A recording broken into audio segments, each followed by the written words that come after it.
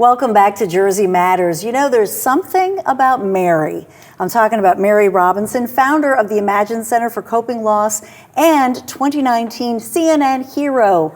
Mary, it's good to see you. Thank you so much. It's great to be here. So what was that like when you get the phone call and you're pretty much proclaimed a national hero to people? That's wonderful. It was fabulous. It was just so fantastic to have that kind of recognition on this mission, really globally, about the impact of loss on children and the importance of giving them support when they're grieving really any type of loss. So, you know, our mission is to support grieving children, but it really is to normalize grief and death and dying in our society and make sure that adults everywhere know that when a child has a loss, we need to pay attention.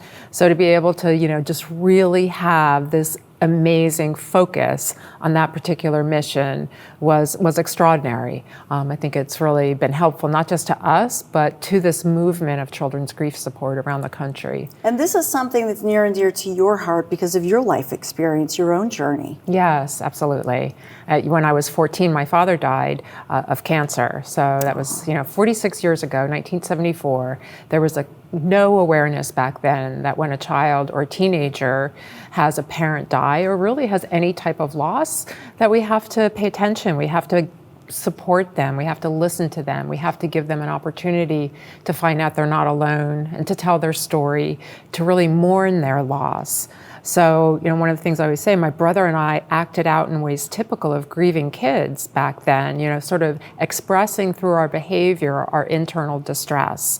And one of the things I always say is we weren't bad kids, we were sad kids. So it looked like maybe we were bad kids through this sort of acting out behavior.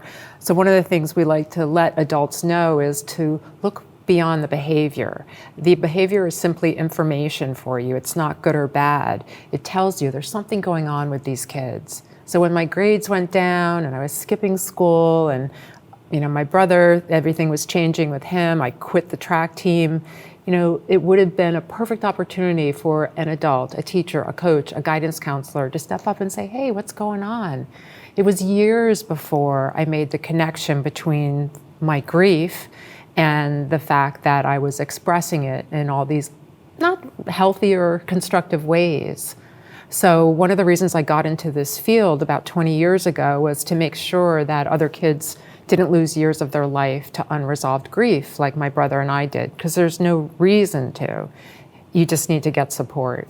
So, and I know you have an Imagine Center Yes. that people come to, but for people who can't get to a center like that, can you, you make me think of my dad who's in his 80s. He and my uncle, their dad died of TB back in the day. He was 10 years old. He's in his 80s. He still grieves that. Yes, absolutely. So it's important to say you're never going to, don't just say get over it. It never goes away. Yes, and that's not a terrible thing. I think that can make people feel scared, like, oh my gosh, I'm always going to feel this way. What happens is we learn to integrate the loss into our lives, and part of our job as human beings and our development is to learn to live with the sadness and joy of life side by side. But it's very hard to do if, when you were a child and you had a loss, you didn't get support.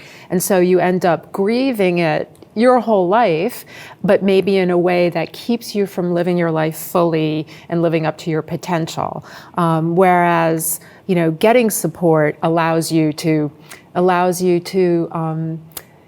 integrate it again into your life and not kind of let it hold you back. And so I think when we say you live with it for the rest of your lives, it doesn't mean like, okay, that's going to be an awful experience for you. It just means that your dad, that was his dad. And it's always his dad, whether the dad is here on the planet or not. And so one of the things we teach at Imagine is to maintain the relationship, continue the bond. You can still talk to your dad if they died. They're just not physically here, but you can write to them, you can write them letters, you can talk to them in your heart, you can share memories, tell stories. And one of the things we do let people know, if you know a child who's had a loss, tell them stories about their dad. Your dad told the funniest stories, or your mom made the best cookies, or I'll never forget when. So people who've had a loss, whether a child or an adult, really love to hear stories about the person who died. They love to hear the name of the person who died. So especially parents, when they have a child die, and people get afraid, so they end up avoiding the person who's grieving. So then they become even more isolated. And one of the things we try to do, because not everybody's going to get to a center, is to provide education in the community, primarily in schools, because that's where kids spend a lot of their time, but we do it out in the community as well for anybody. Again, to normalize grief and help people be less afraid of those who are grieving so that we can become a supportive community to those grieving. Yeah, so what advice, because I think that's what a lot of people, they don't know what to say, especially if somebody's lost a loved one, especially a child. You know, I have a friend who, and her child's birthday, I'll just write to her, say, happy birthday in heaven. And she always says, nobody ever wants to say that because they're afraid to say anything. But what you're saying is the polar opposite.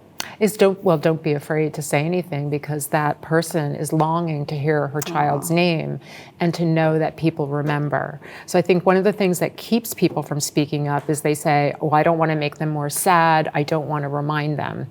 You're not going to remind they're them already because sad. They're never going to forget, Yeah.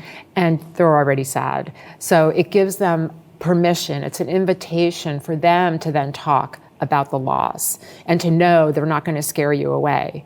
So one of the key things that helps us, whether we're a child or an adult, is to tell our story. It's to mourn. So we're all going to grieve.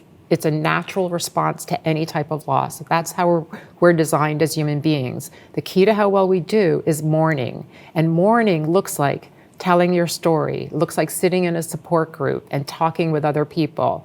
It looks like writing in your journal, putting down in, crayons for kids, drawing what's going on inside of you. So you have to express the grief in order to incorporate it into your life. Mary, thank you so much. You have a beautiful way of, helping people heal. That's a real gift. Thank you so much. Mary Robinson, founder of the Imagine Center for Coping with Loss and the 2019 CNN Hero. Jersey Matters continues. When we come back, their mission is to find a safe place for the youngest victims of domestic abuse. We'll tell you who they are when Jersey Matters continues.